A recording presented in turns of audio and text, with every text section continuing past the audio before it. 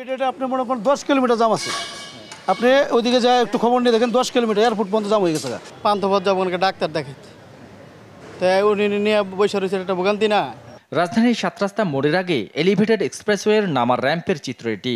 যানজটের ভোগান্তি থেকে বাঁচতে যারাই এই সড়ককে ব্যবহার করতে চেয়েছেন তারাই ফেঁসে গেছেন তীব্র যানজটে। আন্দোলনকারীদের বাধার মুখে ঘন্টার পর ঘন্টা অপেক্ষা করতে হয়েছে রাজধানীর এই দ্রুততম সড়কে। কেউ আবার কয়েক কিলোমিটার হেঁটেই রওনা দিয়েছেন গন্তব্যে।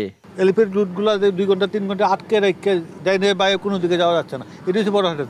এখন আমরা বাসায় যে ওকে কোচিংয়ে দিতাম, কিছুই করতে পারলো না।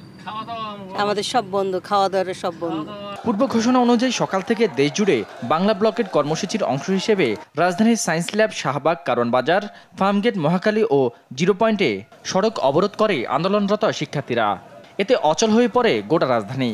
ভোগান্তের শহরে পরিণত হয় ঢাকা। ক্ষতি এই যে মালিকের ইনকাম দিতে আমাকে কষ্ট হয়ে যাব, এই জামজটে পইরা আটকাই থুয়ে দিছে।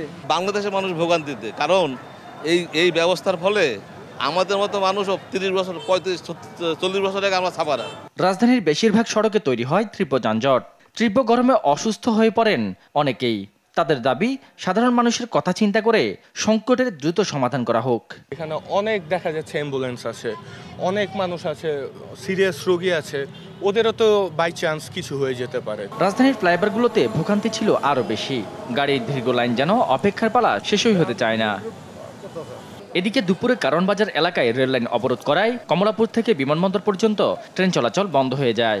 আটকা পড়ে বেশ কিছু ট্রেন। গন্তব্যে যেতে না পেরে ভোগান্তিতে পড়েন যাত্রীরা। 6 ঘন্টা বন্ধ থাকার পর বিকেল 5:30টার দিকে ট্রেন চলাচল স্বাভাবিক হয়। 4 ঘন্টার উপর ছাড়া কম হইব না, পুরা 4 ঘন্টা। যারা আন্দোলন করতেছে তারা জাতির জন্য, দেশের জন্য কি করবে? অন্যদিকে বিকেল থেকেই অতিরিক্ত যাত্রী চাপে অচল অবস্থা সৃষ্টি হয়।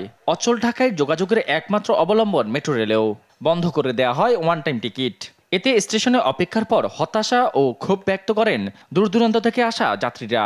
কোনো অ্যানাউন্সমেন্ট ছাড়াই তারা হঠাৎ করে টিকিট বন্ধ করেছে। আধা ঘন্টা ধরে আমরা এখানে দাঁড়াই আছি, এবং এখানে যে গরম আপনি দেখতে পারবেন, এখন কোন ফ্যানের যে 2টা ফ্যান লাগাইছে, ফ্যানে কোনো বাতাস নাই। আমি যাবো উত্তরা লাস্ট স্টেশনে, প্রায় 45 মিনিট ধরে দাঁড়াই ছিলেন। সন্ধ্যা 6টার পর মেট্রো রেলের টিকিট সংকট দূর হয় এবং যাত্রী চলাচল স্বাভাবিক হয়। 1.5 ঘন্টা 2 ঘন্টা। সাদাত নিশাদ, দেশ টিভি, ঢাকা।